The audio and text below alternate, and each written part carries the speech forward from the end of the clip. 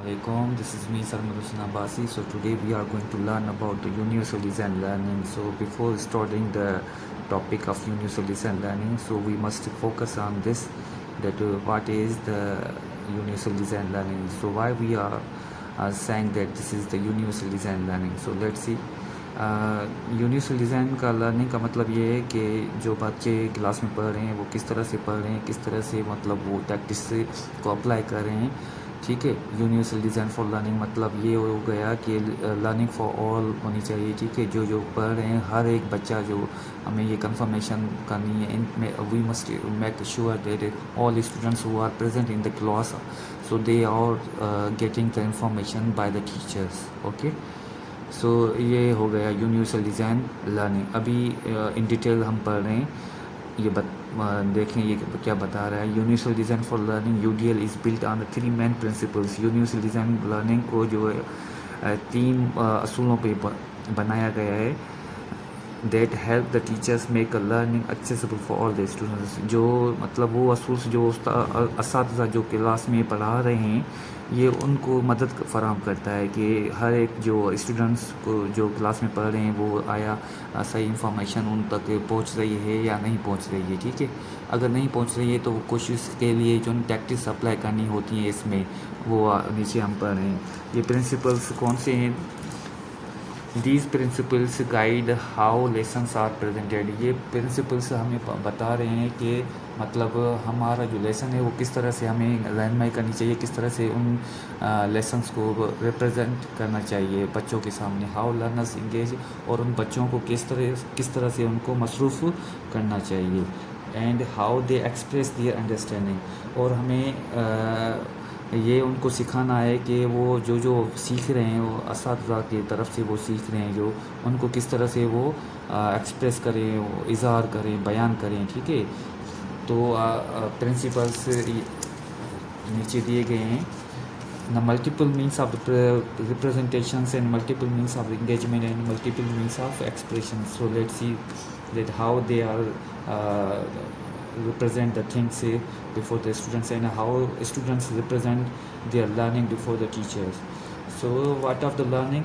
First is they are learning through the text, visual and ideas. ठीक है. अभी ये इसका मतलब ये है कि जो बच्चे मतलब ये हो गया कि जो उनको किताब दिया गया है पढ़ने के लिए, अगर वो उनको पढ़ने में दिक्कत आ रही है तो उनको विजुअल एड्स आप पेश करें, जैसे उनको आप आसानी से वो सीख पाएँ. और इसी तरह से थर्ड नंबर आइडियो पे, अगर विजुअल वो देख नहीं पा रहे हैं, वो ब्लाइंड है, इम्पेयर्ड है from the eyes, then we can give them audio aids. ठीक है. ये हो गया. हमें इस तरह से जो है हमें रिप्रेजेंट करनी चाहिए मालूमात असातिज़ा को उन बच्चों के सामने, जैसे मतलब एजुकेशन फॉर ऑल होनी चाहिए and one size fit for all. Okay. Multiple means of engagement मतलब किस तरह से उनको हम मसरूफ़ करें. वाई ऑफ लर्निंग, उनकी चॉइस होनी चाहिए. सेकंड नंबर पे कोलाब्रेशन एंड थर्ड नंबर पे गेम्स. अभी ये चॉइस का मतलब ये है कि जो वो पढ़ना चाह रहे हैं उनकी चॉइस के मुताबिक उनको वो चीज़ें पढ़ाएं.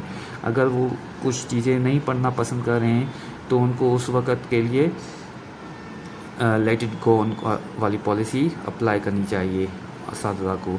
एंड सेकंड नंबर पे अगर चॉइस पे वो नहीं पढ़ रहे हैं, ग्रुप में पढ़ना चाह रहे हैं, तो कोलाब्रेशन लर्निंग उनको वो माहौल आप प्रोवाइड करें जिस माहौल में वो फिट महसूस करें.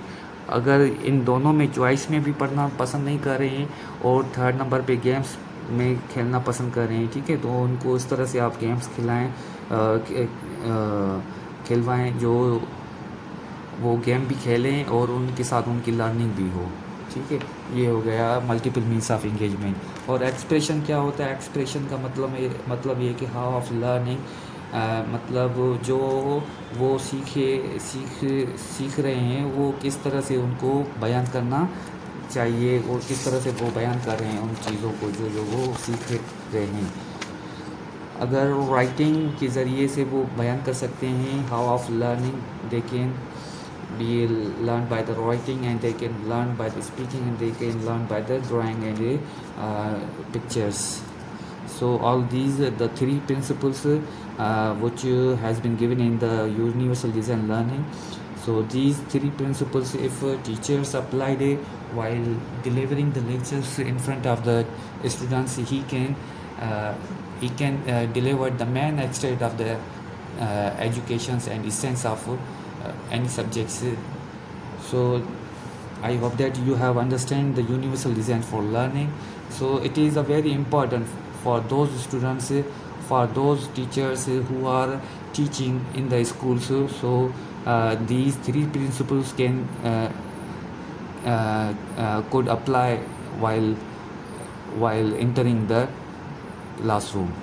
Okay, so because of classroom is a mini culture, why we say that classroom is a mini culture? Because there is a combination of different cultures students. So that's why we say that this is class is the like a mini culture. I hope that you have understand the today's topic, universal design learning. So inshallah I'll be here with a new topic, and don't forget to subscribe my channel. Share करें आप ये अपने दोस्तों के साथ, subscribe करें, Thums up दें, ठीक है। इंशाल्लाह मैं आपको कल मिलूँगा एक नए टॉपिक के साथ। अल्लाह हाफिज़ फॉर नाउ।